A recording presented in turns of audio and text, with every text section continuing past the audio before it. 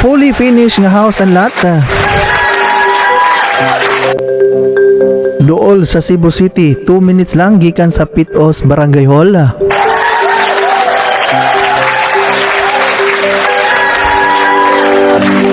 Three bedrooms mga higala, 2 toilet and bath. Doon na tayo duha ka mga model ang ato ang 3 and 2 stories townhouse. Kuyogi ko, aga kong ipakita ninyo ang ato ang property nga pinaka the best, pinaka barato, nindot, fully finished na, wala na mo'y trabahoon pa. Kuyogi ko kay itor tamo sa ato ang Dio Residences.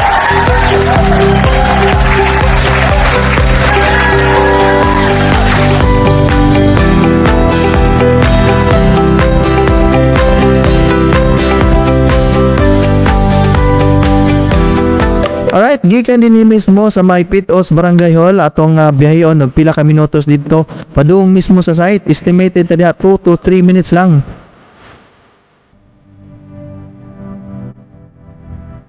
So kani nga dalan mahigala og imo ning streeton dito padung ni dito sa may Barangay Kabangahan, Konsolasyon. Nagasangan ni sa unahan ang pa right nga bahin padulong dito na po sa may Saksak and Kasili, and then diretso na dayon dito sa may Fuda, Konsolasyon.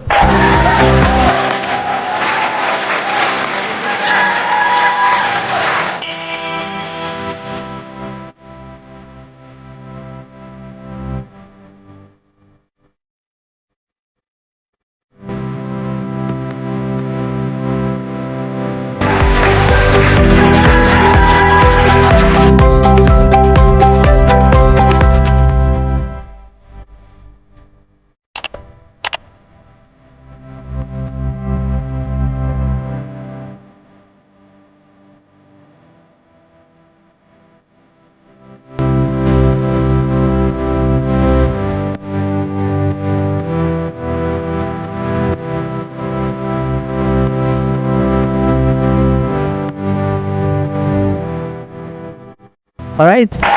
Kana nga unahan og ato nang lahoson dito mao na akong giingon nga Barangay Kabangahan. So muliko ta dinhi nga bahin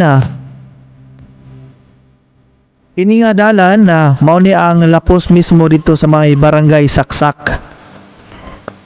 And then Barangay Kasili, and then lahos na dito sa may Oriental Konsolasyon. So subayon lang din natong dalan pila ka meters.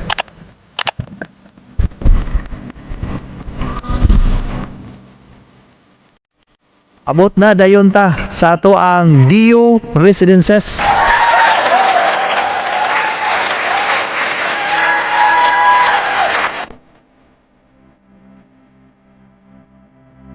Alright, so mao ni atong location dinhi mahigala, just along the Barangay Road o Barangay Saksak, Konsolasyon, across aning ato ang Dio City Condominium. Alright, so building 2 gi under construction na unya kaning building 1 occupied na ni siya, ready for occupancy na ni ato ang building 1. So atubangan lang yun ini mismo kining Dio Condominium ang ato anang Dio City, ato ang Dio Residences. So mao ni ang ato ang status karon sa ato ang construction site. Nagsugod na ang ato ang mga house constructions dinhi kanang inyong nakita. Mao na ato ang block 3, okay? So sumpay na sa ato ang mga model units nga karon nakatukod na or ready na kaayo nga i-view. Upat ka mga model units ang naa karon available sa area, duha para sa 3 stories ug duha sab para sa 2 stories. So nagsugod na ning structural dinhi para sa ato ang block 3. So target ato turnover ani more or less 3 or more or less 24 months.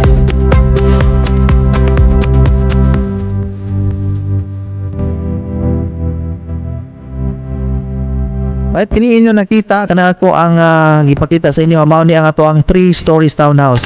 Sa inyo siguro nakita nga 3 na, sir. Sure ka, sir? Oh, 3 stories na siya. Okay? So doon na siya yung lower ground floor. Akong ipakita ninyo, ito mo sulod mismo sa ang 3 stories townhouse.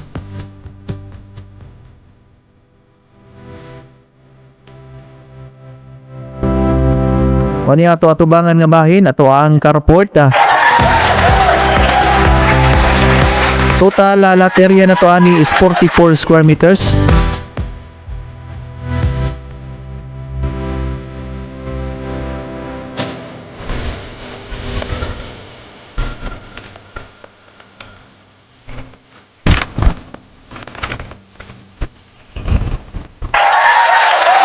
Ang ato ang floor area 93 square meters. Okay, mao ni ato ang sulod.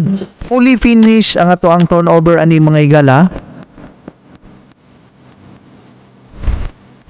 Duha ni ka toilet in bath, unya tulo ka bedrooms, unya doon na tay isa ka servants quarter.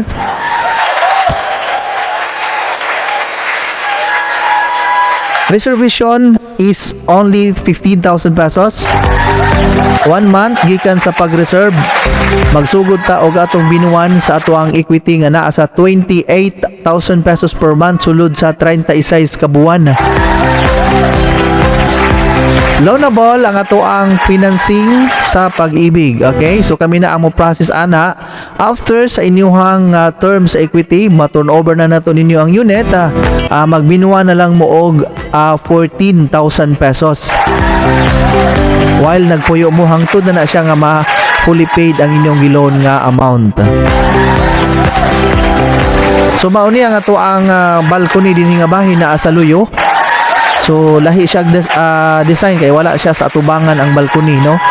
Naa siya sa luyo nga bahin. Makita nimo ang imuhang luyo pod sa 2 stories kay talikod banggo ni sila nga mga unit. Okay, so ang usa ka toilet nasto ang ground floor. Doon na pod ni enclosure, ha? So kompleto na ni ang ato ang toilet dinhi. So atong tanawon ato ang lower ground floor nga bahin.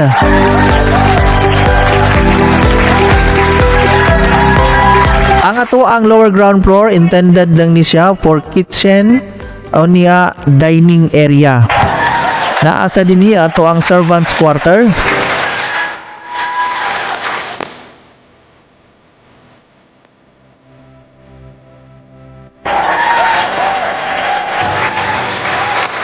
Kunya kani ato ang mga kitchen cabinets and counter apil na doon na siya inig turnover nat mo sa unit sa inyo, ha.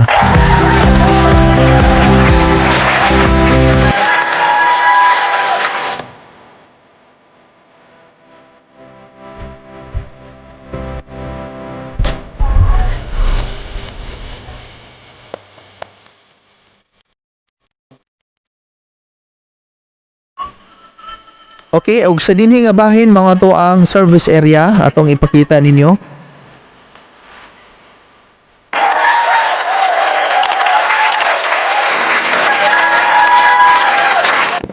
Doon na sa tay naka-install dinhi nga sink and counter, granite ang atong gigamit dinhi. Required income para maka-avail ta sa ato ang 3 stories is only 47,000 pesos. Kung ang principal buyer dili kaabot og 47,000 pesos ang iyang gross monthly income, pwede ta makakuha og co-borrower, is either atong asawa, ato ang bana, or any ato ang siblings, no? Pwede ra ta makakuha og up to 2 ka mga co-borrowers. So dili ra kayo ta mag-uol diha, dali ra na natong pangitag paagi. Dinhi sa third floor area or gitawag na tong second floor, kay lower ground floor and the second floor, naa dinhi nahimutang ato ang mga bedrooms. Tulo ka mga bedrooms ang naa dinhi og usa ka toilet and bath.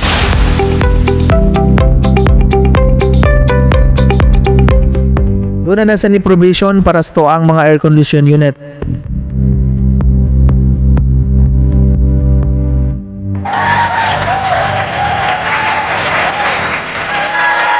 And mauni ang ato ang master's bedroom. So dako ato ang master's bedroom diri mga igala, unya naa sulod sa master's bedroom ang ato ang toilet and bath.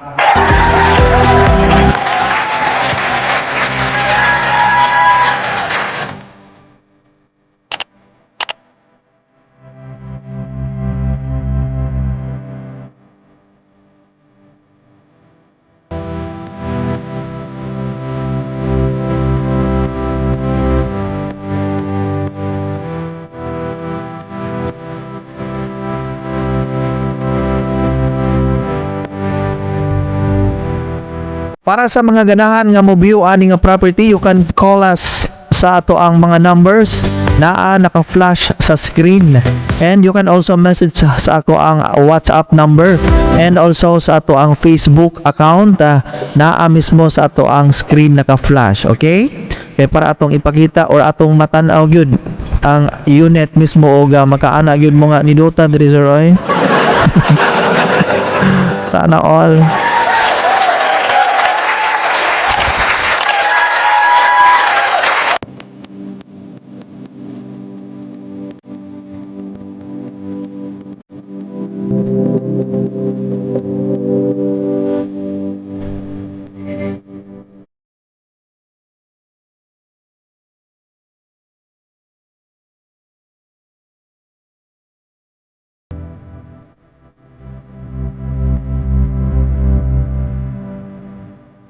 So atong ipakita sa ninyo ato ang 2 stories house, 2-story model nga house and lot.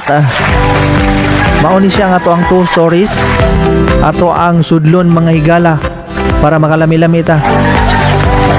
So okay na ha, may carport na sad ni siya. Mao ni ato ang interior nga bahin sa ground floor. Sa ato ang 2 stories naa sa diri ato ang toilet and bath. Unya ang balcony na to nasa atubangan nga bahin. Unlike atong 3 stories nga naa sa luyo. Ayan, ang service area sa nato naa na dinhi sa ato ang ground floor. Okay?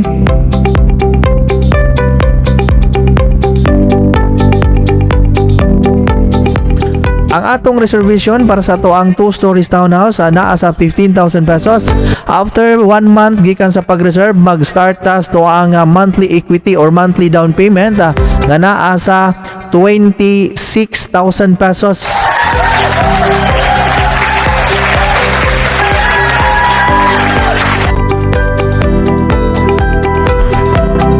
Total lot area ani mga higala is 44 square meters.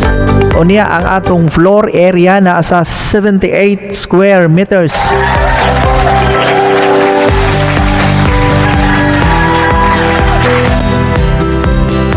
Estimated na to nga binuan inigkahuman sa ato ang equity is naalang sa 10,512 pesos matag buwan hangtod na siyang maimpas ang ato ang giloan nga amount.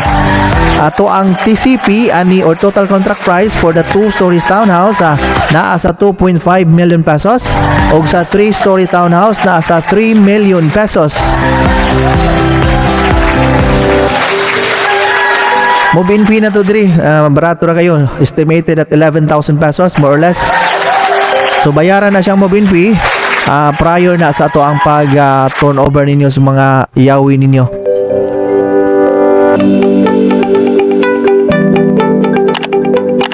I-message ko, ay kalimot i-message ko kay para atong nanaon dito mismo. Ang required income dinhi sa ato ang 2 stories townhouse na alang sa at least 35,000 pesos nga gross. Okay, so gross atong gibasihan dili ang net.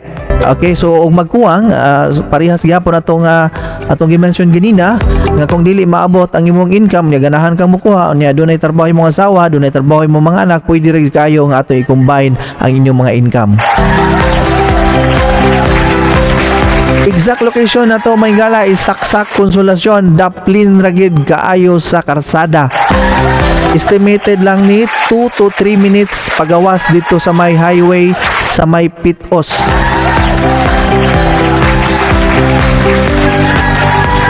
So mao na lang gini ang naa sa duol sa Cebu City nga perting Bratuha kay 2.5 ragod.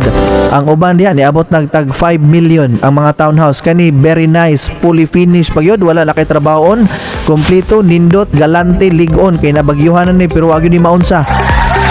Dio Residences mga higala ay galimot sa pag-message nako sa Facebook Earljan Lucernas Dudong og tawagi ko sa akong cellphone number 0961-799-0604 and sa ato ang WhatsApp number 0975-079-1901.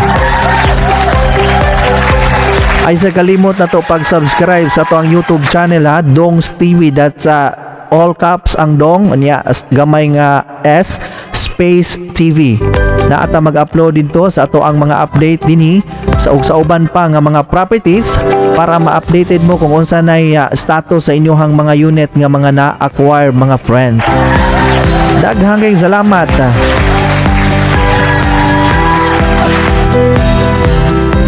Kita kits. Chara.